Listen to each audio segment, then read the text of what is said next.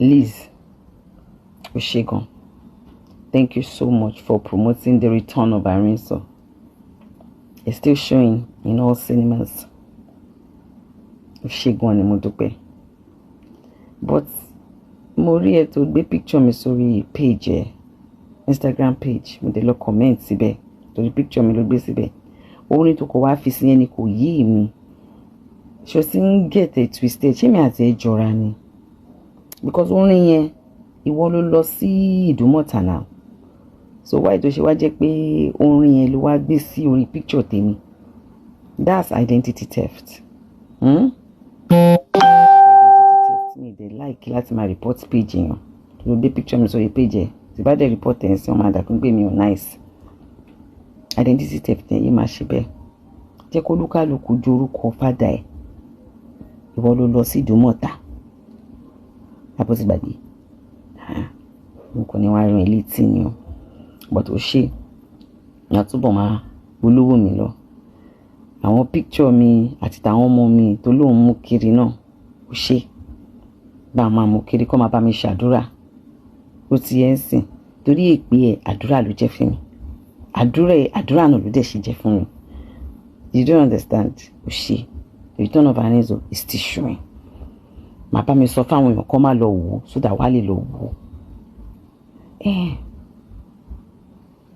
Graduate ni ẹ náà. Àbí?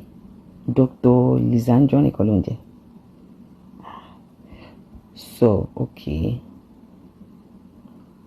O mọ̀ pé nǹkan kan wà tó máa ń pè ní producer. Then nǹkan kan wà tó máa ń pè ní executive producer.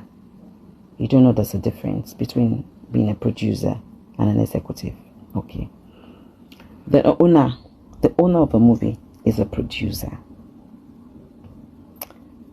A producer can also be an executive producer and can have co-executive producers based on the magnitude of the movie.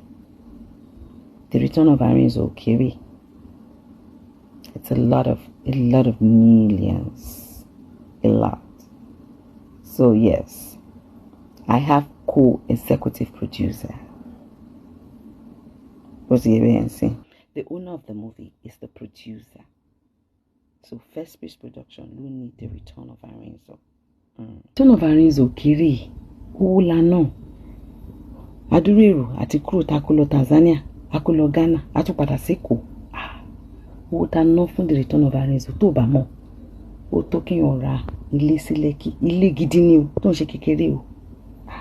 Nígbà tá a jalè, tá a dẹ̀ mú nǹkan míì mọ́ṣẹ́ tá à ń ṣe.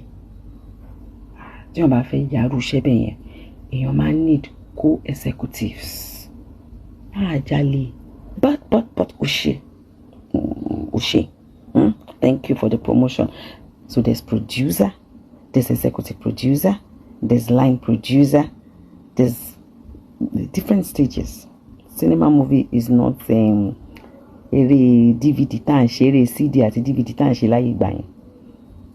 Cinema movie is not YouTube movie.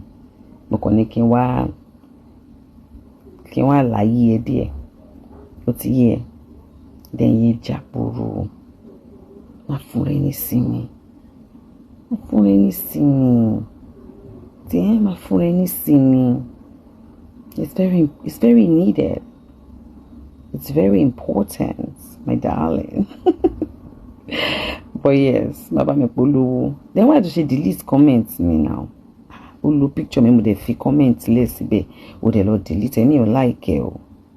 Tó bá ti gbé picture mi tí bá fi comment síbẹ̀, má delete fi lẹ̀ síbẹ̀. Tó bá dẹ̀ sì mọ̀ pé o fẹ́ kí comment mi máa wà ńbẹ̀, then why do she gbé picture mi síbẹ̀? Bó ṣe mọ̀ kó tó ṣẹlẹ̀. Kò sí distractions. Ṣé máa ní ìdẹ kó bá polówó so that àwa lè rí nǹkan fi ṣe content. Ó ti yẹn sìn jọ nítorí Ọlọ́run. A ṣe fẹ́ ṣe premiere ní London, a máa ṣe l'Amẹ́ríkà, a máa ṣe ní Canada, a máa ṣe ní Europe, a máa ṣe káàkiri. The return of Arinso ló ń sọ lọ́wọ́lọ́wọ́ báyìí. Baby girl. Èjò ẹ bá mi sọ fún wọn pé ẹ má lọ wo the return of Arinso so that wà lọ wò. Ó ti yé ẹ bí ọ̀tá mi ṣe pé so that àwọn tèmi á tún bínú pé èjò gbogbo ẹni kẹ́ máa ṣe fún mi jù. Ẹ mọ̀ pé jù mí lọ. Gbogbo nǹkan láyé ilé fi jù mí lọ. Mo dẹ̀ ti gbà fún yín. Ó ti yín bẹ́ẹ̀ ẹ ṣé gan ma, thank you ma, mo dúpẹ́ ma. But tí bá post nǹkan sí abẹ́ picture mi lórí page ẹ má delete ẹ mọ́ o, mi like ẹ o, identity theft yẹn o, ìyẹn nìkan ni mo lè fi wojú yín o, ẹ ṣé ma. Ẹ rántí lóògùn yín ma, ẹ sùn ma, ẹ sinmi, ẹ fọkànbalẹ̀, ẹ mú mi tútù, ṣe sí bọ́, ẹ ṣé gan. Ẹ jọ̀ọ́ ṣó yìí tẹ máa ṣe fún wa, ẹ jẹ́ kó tó bí 1 billion ẹ̀ 1 trillion ẹ set ring light ẹ but ẹ set ẹ dáadáa.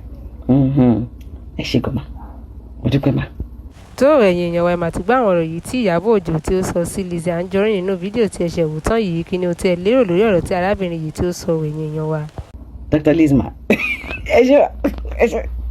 So guys, ẹ jọ̀ọ́ nítorí Ọlọ́run, mo ti bá àǹtí mi sọ̀rọ̀ àǹtí Liz, mo ti bá wọn sọ̀rọ̀, ẹ jọ̀ọ́ The Return of Anizo ó ṣe ń show ní all cinema ní o, everywhere lọ ti ń show ẹ ṣé ma. Tanzania náà wọn ní pẹ́ bẹ̀rẹ̀, London wọn ní pẹ́ bẹ̀rẹ̀, Canada wọn ní pẹ́ bẹ̀rẹ̀, America, Europe, everywhere. Ẹ jọ̀ọ́ àwọn co-executive wa kọ́lẹ̀ rò wúgbà, ẹ jọ̀ọ́ ẹ ṣé gan, ẹ ṣé mo dúpẹ́.